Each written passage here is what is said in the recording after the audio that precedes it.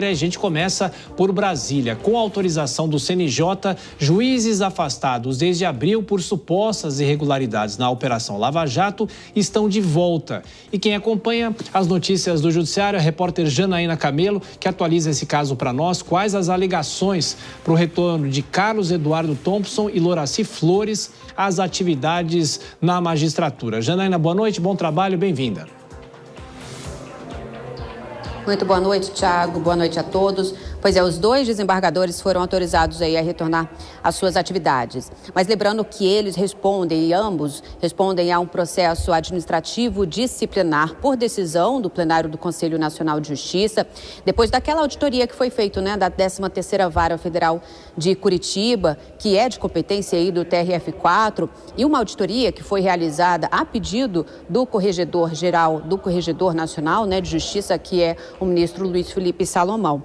O relator desse processo, dos processos aí administrativo disciplinar dos dois, que é o conselheiro Luiz Fernando Bandeira de Mello, ele votou pela revogação aí desse afastamento cautelar, alegando, entre outros motivos, o seguinte: já ter tomado precauções necessárias para evitar interferências nas investigações e também a necessidade da retomada por inteiro, a retomada total aí do funcionamento do Tribunal Regional Federal da 4ª Região, que tem sede na capital, Porto Alegre, do Rio Grande do Sul, por conta aí de toda a tragédia que aconteceu no estado, e que a ausência aí dos dois no Tribunal Regional Federal acaba aí causando um prejuízo ali às atividades do tribunal. O voto pelo afastamento aí dessa medida cautelar foi seguida pelos demais conselheiros do Conselho Nacional de Justiça. Então, Carlos Eduardo Thompson Flores e Loraci Flores de Lima, lembrando que eles são acusados aí de desobedecer decisão do Supremo Tribunal Federal em relação à Lava Jato, porque eles teriam aí utilizado provas que foram obtidas no acordo da Odebrecht, mas provas que foram anuladas pelo ministro Dias Toffoli. Então, essa é a acusação exata contra eles. A gente tem um trechinho aí do voto do conselheiro que pediu aí a revogação desse afastamento.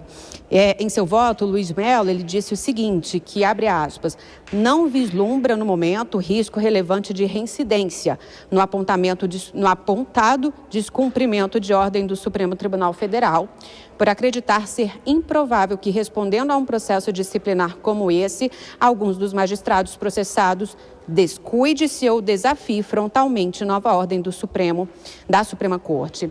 Só lembrando também que quem também responde a processo administrativo disciplinar são também os juízes Danilo Pereira Júnior e Gabriela Hadi, ambos ex-juízes da 13ª Vara, que também foram apontados aí nessa auditoria. Inclusive, o Danilo, recentemente, ele foi o último juiz da 13ª Vara e ele recentemente foi designado aí pelo presidente do TRF4 para auxiliá-lo ali nos processos da presidência. Tiago.